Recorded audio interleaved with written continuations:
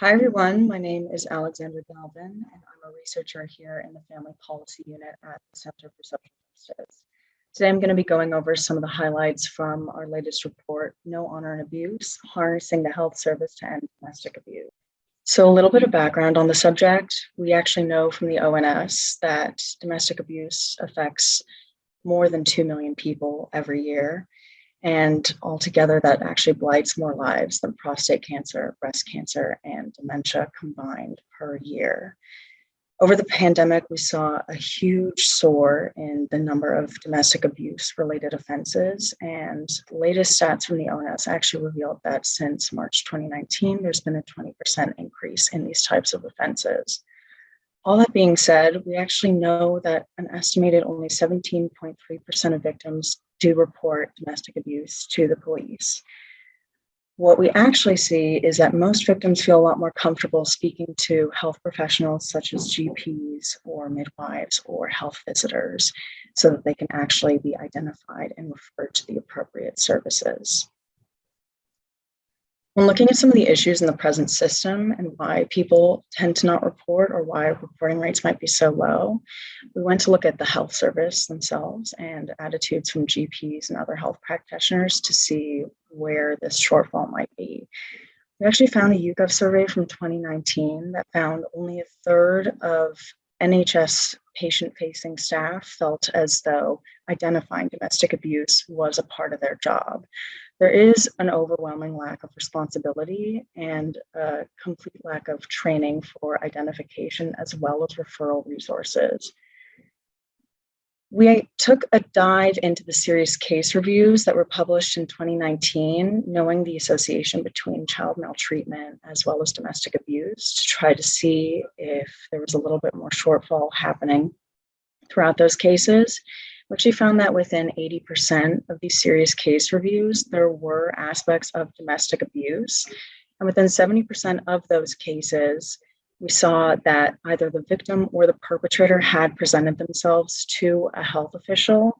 However, their situation was either not identified or it wasn't explored further. Another aspect of our report that really stood out to us was around male survivors. We know that about a third of domestic abuse victims are indeed men.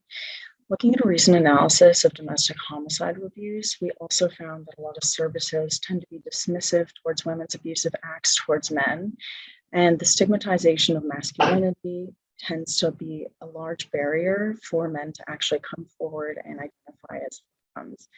We also see that a lot of male victims tend to fear being accused as being perpetrators in domestic abuse situations, which tends to hold them back from actually reaching out and getting help. Because there's so few policy discussions surrounding male survivors, there is a complete lack of funding and refuge space, as well as services provided for male victims.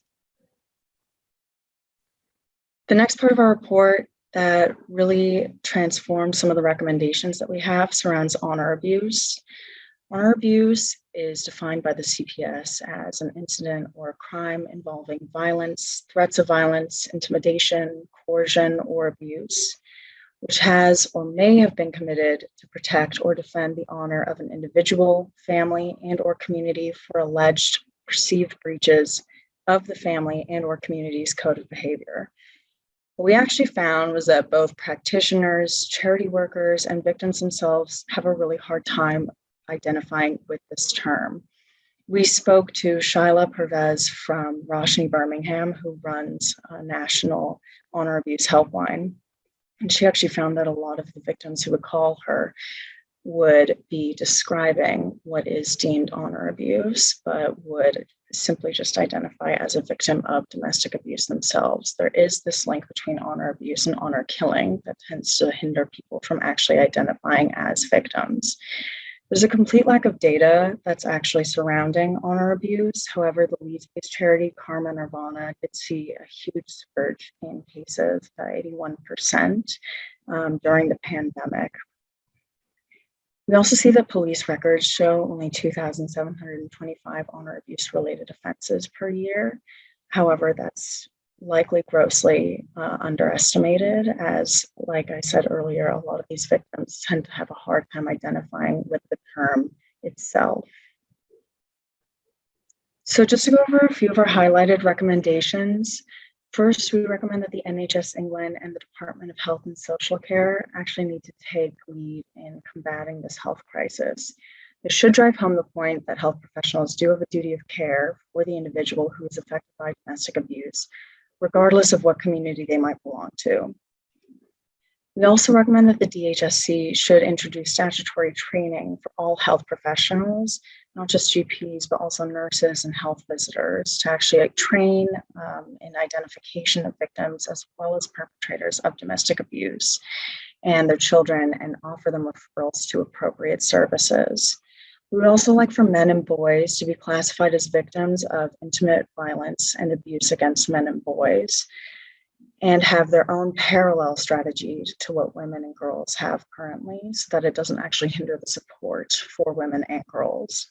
And lastly, we would like the government to remove the term honor abuse from official documentation, which includes police, medical records, and correspondence, as it isn't recognized by many of these victims as well as practitioners, and it actually risks legitimizing some of the violent practices that are associated with honor abuse, as it does encourage the term honor itself. So those are some of our highlighted recommendations. Thank you for listening, and we hope you enjoy reading the report.